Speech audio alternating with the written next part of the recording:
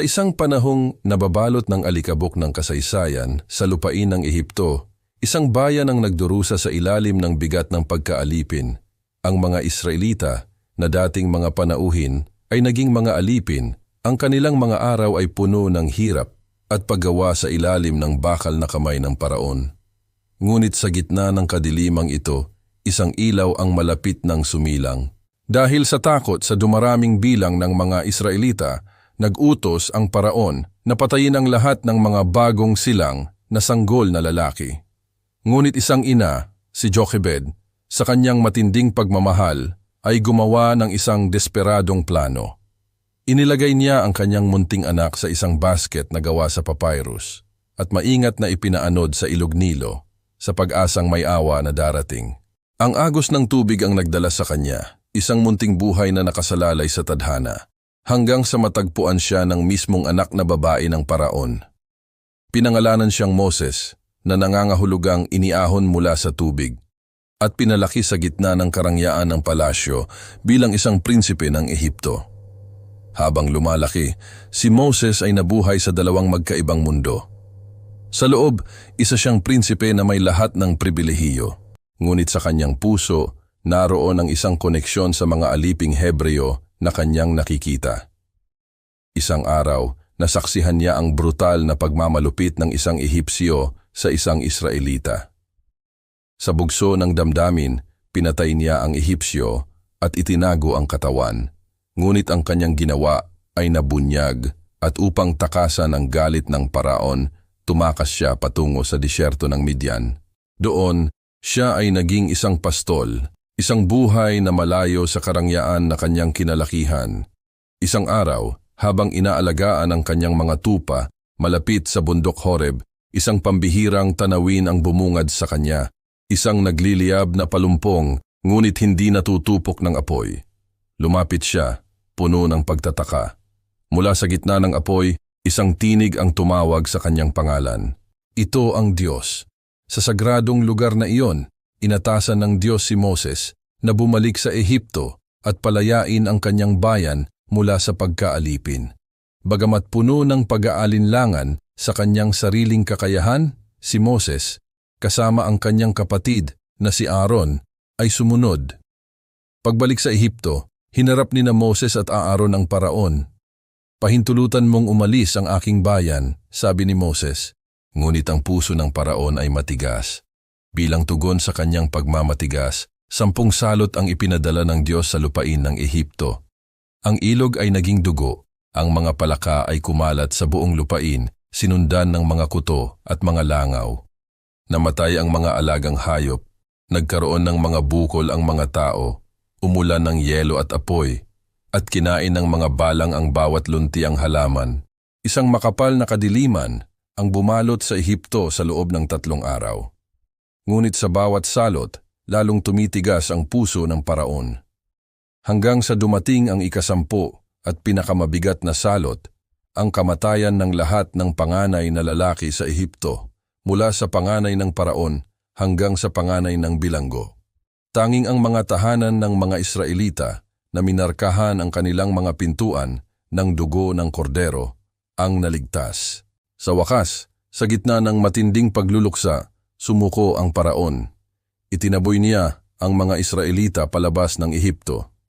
Sa kanilang pagmamadali, dala ang kanilang mga ari-arian at ang pangako ng kalayaan, sinimula ng mga Israelita ang kanilang paglalakbay. Ngunit hindi nagtagal, nagbago ang isip ng paraon. Hinabol niya sila kasama ang kanyang buong hukbo ng mga karwahe at naabutan sila sa pampang ng dagat na pula. Tila wala nang matatakasan. Sa kanilang harapan ang malawak na dagat, sa kanilang likuran ang galit na hukbo ng Ehipto. Ngunit sa sandaling iyon ng kawalan ng pag-asa, ipinakita ng Diyos ang kanyang kapangyarihan sa pamamagitan ni Moses. Itinaas ni Moses ang kanyang tungkod at isang malakas na hangin mula sa silangan ang umihip buong gabi na naghati sa tubig ng dagat na pula. Isang tuyong daan ang nabuksan sa gitna na may mga pader ng tubig sa magkabilang panig. Dito, ang mga Israelita ay tumawid patungo sa kaligtasan. Nang sumunod ang mga Ehipsyo, Ibinalik ng Diyos ang tubig sa dati. Ang buong hukbo ng paraon, ang kanilang mga karwahe at mga kabayo ay nilamon ng dagat. Sa kabilang pampang, ang mga Israelita ay nagdiwang ng kanilang milagrosong kaligtasan. Matapos ang 3 buwan sa disyerto, dinala ni Moses ang mga tao sa paanan ng bundok Sinai. Umakyat si Moses sa bundok upang makipag-usap sa Diyos sa gitna ng kulog, kidlat at makapal na ulap. Doon, sa ibabaw ng sagradong bundok, ibinigay ng Diyos kay Moses ang 2 tapyas ng bato na kinasusulatan ng 10 utos, ang pundasyon ng moral at espiritual na batas para sa kanyang bayan. Ang mga utos na ito ang magiging gabay nila sa kanilang bagong buhay bilang isang malayang bansa. Ngunit ang kanilang paglalakbay ay hindi pa tapos. Sa loob ng 40 taon, naglakbay ang mga Israelita sa malawak at mapanghamong disyerto. Ito ay isang panahon ng pagsubok, pagdududa at pagkatuto. Sila ay pinakain ng mana mula sa langit, pinainom ng tubig mula sa bato, at ginabayan ng isang haliging ulap sa araw at haliging apoy sa gabi. Bagamat may mga pagkakataong sila ay nagreklamo at naghimagsik, si Moses ay nanatiling isang tapat na pinuno, isang tagapamagitan sa pagitan ng Diyos at ng kanyang bayan. Sa wakas, pagkatapos ng mahabang paglalakbay, narating nila ang hangganan ng lupang pangako. Mula sa tuktok ng bundok Nebo, ipinakita ng Diyos kay Moses ang lupain ng Canaan, isang lupaing mayaman at sagana, ang katuparan ng pangakong binitiwan sa kanilang mga ninuno. Hindi pinahintulutang makapasok si Moses sa lupain, ngunit nakita niya ito. Ang kanyang misyon ay natupad na. Si Moses, ang propeta, ang tagapagpalaya at ang tagapagbigay batas ay namatay doon at ang pamumuno ay ipinasa kay Joshua. Ang kwento ni Moses ay isang epikong salaysay ng pananampalataya, katapangan at pagtubos. Mula sa isang sanggol na iniligtas sa ilog hanggang sa isang prinsipe, mula sa isang takas na naging pastol, hanggang sa isang propetang humarap sa isang hari at nagpalaya sa isang buong bansa. Ito ay isang paalala na kahit sa pinakamadilim na panahon ng pagkaalipin, maaring sumibol ang pag-asa at sa pamamagitan ng pananampalataya, kahit ang dagat ay maaaring mahati. Ang kanyang legacy ay patuloy na nabubuhay, isang walang hanggang testamento sa kapangyarihan ng pananampalataya at sa paghahanap ng kalayaan. Salamat sa panunood. Kung nagustuhan ninyo ang paglalakbay na ito sa kasaysayan, huwag kalimutang mag-like, mag-share at mag-subscribe para sa mas marami pang kwentong tulad nito. Hanggang sa muli. Sa kadiliman ng bukang liwayway mula sa tuktok ng banal na bundok ng Sinai, isang anino ang dahan-dahang bumababa. Ang kanyang mga hakbang ay mabigat, hindi lang dahil sa 2 malaking tapyas ng bato na kanyang pasan, kundi dahil sa bigat ng misyong nakaatang sa kanyang mga balikat. Siya si Moses. Sa likod niya ang liwanag ng Diyos ay tila nag-aalab, nagbibigay diin sa bawat guhit ng pagod at determinasyon sa kanyang mukha. Dala niya ang 10 utos, ang banal na kasunduan sa pagitan ng Diyos at ng kanyang bayang hinirang. Ngunit habang papalapit siya sa kampo, isang ingay ang sumalubong sa kanya. Hindi ito ingay ng panalangin, kundi ng kasayahan at kalasingan. Mula sa likod ng mga tolda, sumambulat sa kanyang paningin ang isang imahen ng kataksilan. Isang ginintuang guya, kumikinang sa ilalim ng apoy, pinaliligiran ng mga Israelitang sumasayaw at sumasamba.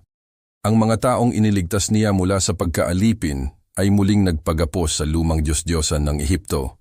Ang kanyang puso ay nag-apoy sa banal na galit. Ang pagod sa kanyang mukha ay napalitan ng matinding kabiguan. Sa isang iglap, itinaas niya ang mga tapyas ng bato, ang sagradong salita ng Diyos, at sa isang malakas na sigaw, ibinagsak niya ito sa lupa. Nagkapira-piraso ang bato, kasabay ng pagkadurog ng kanyang pag-asa. Sa sandaling iyon, ang kasunduan ay nasira. Ang kanilang paglalakbay patungo sa lupang pangako ay magiging mas mahirap at mas matagal kaysa sa kanilang inaasahan. Nagsimula ang 40 taon ng paggala sa ilang, 40 taon ng pagsubok. Ang disyerto ay naging kanilang tahanan at kanilang kalbaryo. Ang araw ay walang awang pumapaso, ang mga buhangin ay walang katapusan, at ang mga bagyo ay bigla ang dumarating, sinusubok ang kanilang tibay at pananampalataya. Ang gutom at uhaw ay naging kanilang palagiang kasama. Ang bawat araw ay isang pakikibaka para mabuhay, ngunit sa gitna ng kanilang paghihirap, hindi sila pinabayaan ng Diyos. Sa bawat umaga, bumabagsak mula sa langit ang manna, isang milagrosong pagkain na nagpapanatili sa kanilang lakas. At sa gabi, isang haliging apoy ang nagbibigay liwanag at init. Habang sa araw, isang haliging ulap ang gumagabay sa kanilang daan at nagsisilbing lilim. Ang mga ito ay hindi lang basta mga himala. Ito ay mga paalala na kahit sa gitna ng kaparusahan, ang awa at presensya ng Diyos ay nananatili. Bilang isang leader, naramdaman ni Moses ang bigat ng buong sambayanan. Hinarap niya ang mga pag-aalsa at pagrereklamo. May mga panahong sinisi siya sa kanilang sinapit, hinahanap-hanap ang buhay alipin sa Ehipto kaysa sa kalayaang may kaakibat na pagsubok. Ngunit sa bawat pagsubok, nanatili siyang matatag. Tinuruan niya sila ng mga batas, ng katarungan at ng karunungan. Inihanda niya ang isang henerasyon ng mga suwail para maging isang banal na bansa. Pagkatapos ng 40 taon, isang matandang Moses na ang humarap sa huling yugto ng kanyang paglalakbay. Inakyat niya ang bundok Nebo at mula sa tuktok, sa ilalim ng ginintuang sikat ng papalubog na araw, natanaw niya sa wakas ang lupang pangako. Isang lupaing mayaman at masagana, umaagos ang gatas at pulot. Napuno ng emosyon ang kanyang mga mata. Hindi niya mararating ang lupang ito, ngunit nakita niya ito. Ang kanyang misyon ay tapos na. Isang pakiramdam ng kapayapaan ang bumalot sa kanya. Sa huling sandali, ipinasa niya ang kanyang tungkulin kay Joshua, ang kanyang pinagkakatiwalaang tenyente. Ipinatong niya ang kanyang mga kamay sa balikat nito, hindi lang bilang pagbabasbas, kundi bilang pagsasalin ng pamumuno, ng karunungan at ng espiritu. Habang papalayo si Joshua upang pamunuan ang Israel, naiwan si Moses sa tuktok, isang simbolo ng katapatan at sakripisyo. Ang kanyang kwento ay hindi nagtapos sa kabiguan, kundi sa tagumpay ng isang legasiya na magpapatuloy sa mga susunod na henerasyon. Maraming salamat sa panunood. Kung nagustuhan nyo ang kwentong ito, huwag kalimutang mag-like, mag-share at mag-subscribe para sa mas marami pang makabuluhang nilalaman. Hanggang sa muli.